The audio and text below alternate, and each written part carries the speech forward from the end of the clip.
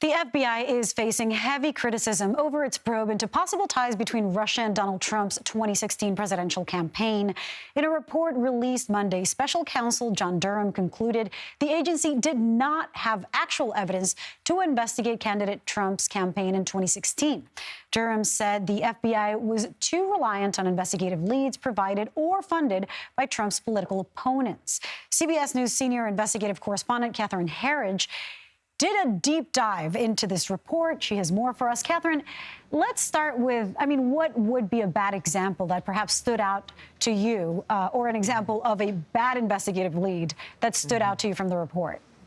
Well, thanks, Lilia. Good to be with you. I think one of the primary examples that stands out in the Durham report is Christopher Steele. He was a former British spy who compiled research. It was known as the Steele dossier, right, and it was funded as political opposition research by the Democrats. That unverified information was used to expand the initial Russia investigation known as Crossfire Hurricane, and more significantly, it was used to obtain surveillance warrants for a Trump campaign aide, Carter Page. In that case, I've spoken with former FBI agents who are well-versed in the surveillance warrants, and it's a very high threshold for the intelligence that's used, and they find it highly irregular that they would use intelligence that was not verified, that had a political source, as well as, in the case of the FISAs, media reporting in order to justify the continued surveillance of that campaign aide. You know, when we reported this yesterday, what stood out to me is that it seems like the first mistake was, or mistakes were made from the very beginning, that it's even launching an investigation. Can you talk to us about just what it would have taken for an investigation to be called for? Right. So, Lilia, in the Durham report, what they talk about is whether the FBI was obligated to examine these allegations involving the Trump campaign in Russia. And John Durham finds that they were obligated to do so.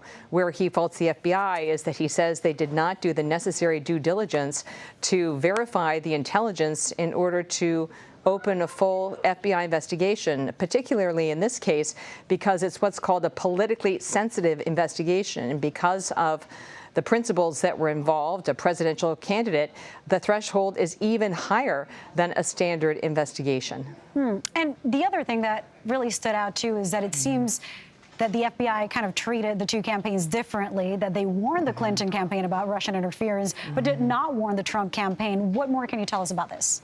Well, this is one of the findings that I think has not gotten a lot of media attention, but I think it speaks to some of the larger issues with the FBI Russia investigation. What Durham found is that there was disparate treatment of the Clinton and the Trump campaigns. When the FBI had good intelligence that the Russians were trying to interfere in the 2016 election, they did what's called a defensive briefing with the Clinton campaign in order to warn them so they could have their guard up, but they did not give the same defensive briefing to the Trump campaign. So where do we go from here? I can suspect politically what this will mean for the campaign of the former president, who is the front runner for his party at this point. What happens next? Is there any technical changes? Is there anyone to be held accountable? Well, Durham does make one recommendation. He's in favor of the creation of an office that would be specifically mandated to handle these politically sensitive investigations, and their job would be to sort of push back and ask questions at every step of the way about the intelligence and the evidence, which, based on Durham's reporting, did not happen in this case. I think in terms of the calendar going forward, the next big development is going to be whether special counsel John Durham testifies with the House GOP in the next week, where they can ask direct questions about his investigation. Based on my review of the report, I think one of the principal questions is going to be, based on a footnote on page 47, why the former FBI Director James Comey declined to be interviewed as part of the Durham investigation. He, of course, was one of the principal decision makers, not only in Crossfire Hurricane, but also with the evidence involved in the special counsel investigation. And if Durham felt he had the authorities he needed to compel that testimony from the former FBI director. Yeah, incredibly influential at that point in time. Catherine Herridge, thank you. You're welcome.